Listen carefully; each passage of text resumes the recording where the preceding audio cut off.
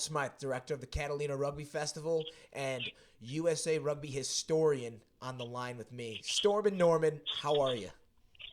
I'm doing great, Kevin. How are you? I'm doing good, man. It's great to have you on the line. It's great to call you, and it was great to meet you at the HSBC LA Sevens, bro. When I ran into you on the beach, and it was nothing like hospitality, bro. Great energy you were putting out there as DJing at that rugby festival, man. How about beach rugby? Oh, how about it? I'm, just an adamant fan of rugby, and was asked from running the Illinois State Championships if I could bring rugby to some beach events. This guy from the EVP volleyball tournament was going, and that was 5 years ago, and this was one of the first beach events I've been able to help produce, and I think we're going to be producing some more throughout America now, and it was just a great atmosphere in Hermosa Beach on Friday to kick off the LA Sevens, and great meeting you, learning more about what we're talking here on the Nothing But Rugby podcast. So I just couldn't be more excited about the growth after the whole beautiful weekend in LA we had with the beach rugby and then LA Sevens, all the international teams helping out with the LA Eyes. I was able to run the off-site tournament at Victoria Park, where all the overflow opens, men's and women's open. So I had my hands full this weekend, and me and you guys, Alex and Kevin and Jessica, it was just a great experience. I started the Chicago Blaze Academy and used to run the Illinois State Rugby State Championships. So I was like, I got to write about all this rugby stuff I do and what we were building. And I don't know if you know about the Chicago Blaze, what we built with the $1 million building out there, and probably the coolest place in the Midwest to go play rugby. Yeah, I was the old boy director from 2008 to just 15 and stuff. So I ran the alumni, and then I started I actually at the time I was with the Illinois Beach Rugby Association also, and ran the state championships for 5 years out there, and then they wanted to move them. I was like, all right, you can, So I kind of left that, and at that time I started the Chicago Blaze Academy. I was like, so we did that. Now that's disbanded, but that was cool. We won the state championship 1 year in our division, which was nice. After I think it was our second year we won it. Back in 2015, 14 more or less. I'm not sure if you met Nolan over the weekend, but I was running the Illinois State Rugby State Championships, and we more or less I saw all the youth in Illinois, and we had this facility that we were like, I don't know if we were talking, but with the Chicago Blaze, we have this facility where there's 20 acres out there. We had an old farmhouse, and we were in the process of building a $1 million building to advance for the 21st century in rugby and have it. So our old building was dilapidated, and we raised all the money we could and took out a loan and built this big building. But with the Blaze Academy, I saw the future in youth. I was the alumni director at the time, and I saw that the alumni put our big money into it, and what we were doing it for is to grow the game and have a future in the Midwest, a place for everybody to come and have a great time like we have on the land that we were owners since 1984. We owned 9 acres originally and then bought the property next door, and it's now 19 to 20 acres we own, and we're in the process out there building our 4th pitch, which is great. I was out there one time leading our sevens tournament, and one of the directors asked me, Norm, would the tournament be over if we had a 4th pitch? I'm like, it sure would. But then I thought, well, we'd probably just, invite more teams. So it was a pretty fun time out there in Chicago. I moved back from Los Angeles in 2008 and became the alumni director, and then with the Illinois Youth Rugby became the director of the events for the state championships, which was at the pitch.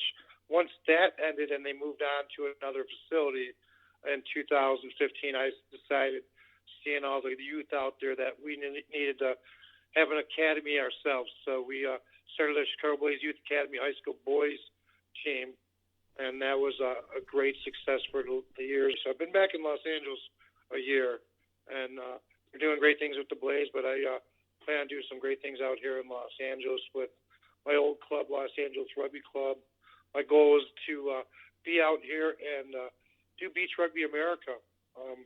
Teach the youth the game, do it with families in a great atmosphere on the beach, and maybe do some tours throughout the European set, the Caribbean set with Beach Rugby America team, but also put on Beach 5 competitions throughout America. Our first events in Hermosa Beach this last weekend on Friday. I more or less joined in on the fun, and I wasn't planning on it. I was just planning on emceeing and DJing the event, and I played, and I hurt my wrist. And then you guys showed up, and thank you for doing that because you had fun and you got to see the excitement of the beach rugby out there. What did you think of it? Oh, it got 4 stars from our end. I loved beach rugby. That was my first experience. It was so unique, so fun. The entire atmosphere created by you in that booth. Each team just being there to play rugby in the beach, play rugby in the sand. I'm a guy that's competed in the social brackets and the elite brackets, and just when I know I'm competing in a social bracket, I like everyone else to know they're competing in a social bracket. I think next year, man, we could really have a good time with some clubs coming out for that. There's just so much room for growth for beach rugby. To bring the families, have them all, everybody just have a big family day at the beach. The sun shining, the waves crashing, and just the music flowing. Was just such an exciting atmosphere. I actually, when I read that blog of yours that you had sent me about your weekend at the sold-out Chicago Soldier Field Stadium, New Zealand All Blacks versus USA Eagles. Yeah, I like to name that blog Growing Rugby, and it was just great how that weekend, I think, grew rugby in the States. I was so excited when I found out about it from learning from the press conference. I actually started my own blog. I wanted to write about my experiences in rugby, starting the Rugby Academy from Chicago Blaze Rugby Academy, everything that was in the future of rugby. So I started a blog to write about this particular event, and I wrote a blog about just the experience of how I learned the game of rugby and got involved with it in college, and just the lifelong. It's a lifestyle, and it brought me to from 1988 to 2014 being coached by a former All Black, Sid Going, and the All Blacks are now coming to town. I got to watch the 1995 World Cup with my arm around him when the South Africaners made the kick to go ahead, and it broke his heart. And I was, since that day, and since I was coached that day, when he said circle up, anybody thinks they could take the ball from me, go right ahead, you polypufters. And he just taught us that possession in rugby is key. If you don't have the ball, you can't score. So do whatever you can to keep possession of that ball. And it was just a great experience. He became a father figure. Same with Ken Going, brother. There was three brothers that were phenomenal provincial players. His brother, Going, if you look up Kevin, became the New Zealand Hall of Fame or Sports Hall of Fame recently in the last month or two. But Sid Going was in the late 60s and early 70s, was probably the best scrum half in the world. And the three brothers just taught themselves on the farm how to do plays and different. So they were like the Baird brothers of today in New Zealand rugby. And being taught by one of them was just phenomenally. And I learned a story this weekend that maybe we can go into another time, but it's just phenomenal how the dominoes fell when he wanted to come coach us. He was originally supposed to coach Golden Gate, and he met us in Chicago before that and decided, I'm going to coach these Midwestern guys and stuff. And it was just a great year and a half. He ended up going to coach San Francisco Golden Gate in the late 90s. And he coached against his brother from Aspen, Brian Godin, the third brother. And they coached against each other in the Super League Rugby Championships in America. They were just that good of rugby teachers. So from that, I thought I could give back the game myself, and just been giving back ever since, in administrative-wise or playing my body on the line or whatever I could do with the sport. I've tried to do it with my experiences in rugby. I couldn't tell you. I mean, we could talk for hours and hours. Yeah, that's some folklore you have there, connecting the Chicago Blaze RFC out of Chicago to the New Zealand All Blacks through 1994 to 1996, legendary Goings brothers coaching. It's a great story. Going rugby, growing rugby, and I think that's I think my ethos in rugby is just to grow the game. No, man, I think you're a guy that thinks a lot about his legacy. And Norm Smyth, director of the Catalina Rugby Festival. Is it the Catalina Wine Mixer? Am I reading this wrong? It's not the wine mixers per se, but we have actually went out there and did have a wine mixer party one year. But back the Catalina Rugby Festival, it was went on from 67, 68, 69. Got a little wild out there on the island and stuff back then. And in '94, the island was willing to bring back rugby in an old boy form where it wasn't just the young guys out there having a good time, but the old boys come on out every year to the island, and we since 1994 have been raising money for the cancer support community of Redondo Beach, and it's a limited number of teams that can come out to the festival. Everybody takes third place. It's just a raucous good time of people reminiscing, telling stories, and playing 3 games each. It's a schedule of between 10 to 12 teams. 12 teams is a limit because we just are limited to one field. Originally, the rugby field was played on the old Wrigley Field out on Catalina Island where the Cubs used to come out for their spring training. It's moved up a little bit north on the island to Joe Machado Field, but we play out there from 8 a.m. to 4 p.m. and then hit the golf course Cantina and have a great time just all night throughout all the pubs and restaurants on the island. Avalon is just such a wonderful time every first weekend of May. It's just most social rugby tournament in the world, we like to call it.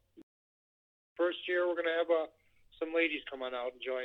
Catalina's beautiful, and that sounds like a world-class old boys tour and women's tour, like a rugby festival. And just in the beautiful Catalina, like, that's a place people dream of retiring, and now you could just go there for a few weeks out of the year. Now, for all the team managers, for all the other alumni directors out there listening, Norm, where do teams go to register for this? Where on the island? CatalinaRugby.org. So CatalinaRugby.org. They can find my information and email me any questions at CatalinaRugbyFestival@gmail.com. I'd be willing to answer them, and we're having I think we're almost full with this year's tournament, but feel free to reach out to me, and I'd be willing to expand it. And there's lights out there on the field, so I'd be willing to have the more the merrier, and because it's such a great time. It's always the first weekend of May, just like the Kentucky Derby.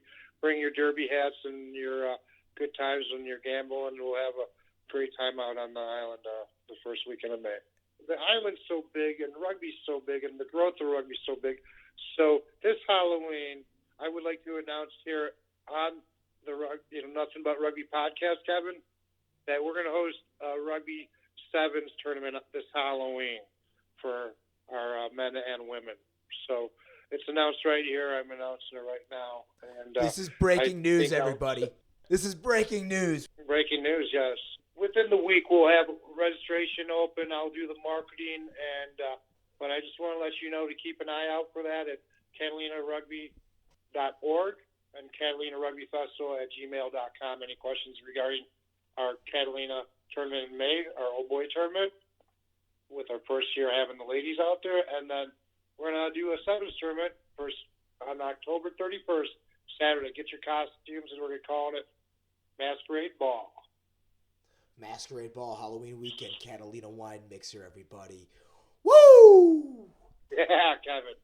I'm excited. Nothing but rugby. You heard it here first. Follow Nothing But Rugby on Instagram, Twitter, and subscribe to my channel. Give your link on YouTube. Cheers.